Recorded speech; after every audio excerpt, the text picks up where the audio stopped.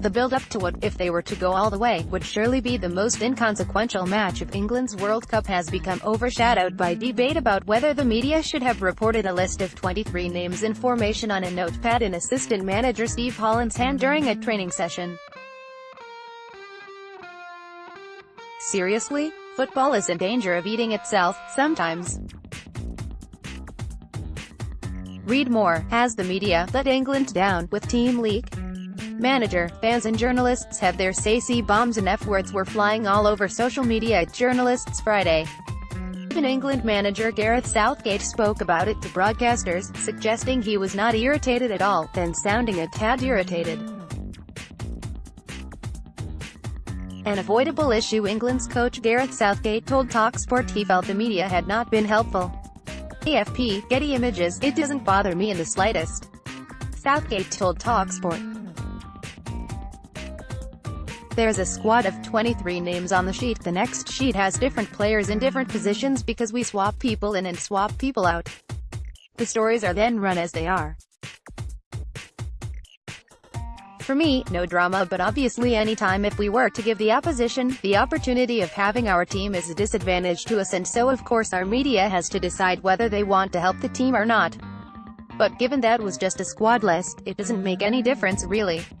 Read more. England team leak. What we found out ahead of Panama game. For what it's worth, the media's job is not that of cheerleaders, that is for FATV, the FA's website and their social feeds, and the picture was taken in the tiny 15-minute window of training open to the world's media each day, not by a long lens camera up a tree half a mile away.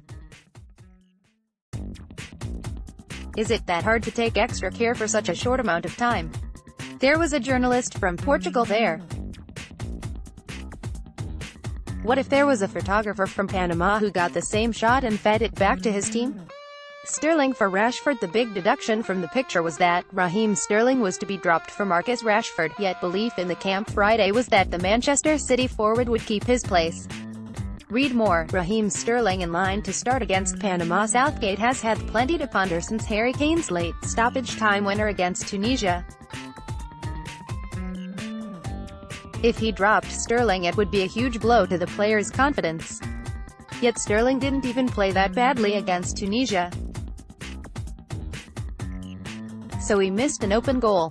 He missed chance after chance after chance for Manchester City, and still ended their Premier League title-winning season as second top scorer, with 23 goals, behind Sergio Aguero. Take away international performances and Sterling is England's best player. Better than Kane. He needs confidence, and an England shirt and a hat-trick against Panama would work wonders.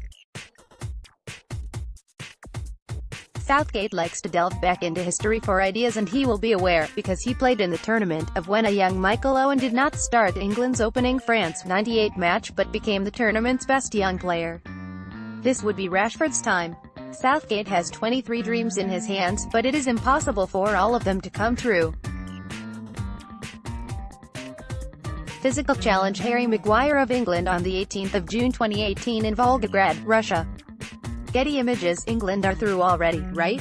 That was the feeling after the Tunisia victory, a pivotal match in Group G, but take for granted the importance of what Panama can do for the rest of the tournament at your peril. It is more than simply a match in which England should fairly comfortably secure 3 more points in progression to the last 16. It is about balancing confidences and emotions, keeping the team flowing and fresh, building for the later rounds. It is also a match where the risk of injury is high. The Panamanians have been open about their intention to give England a tough, physical challenge. No other top-flight league in the world gives a player better preparation for a fight than the Premier League. And England have in their squad plenty of players who have risen through the Football League, an even harder school of knocks.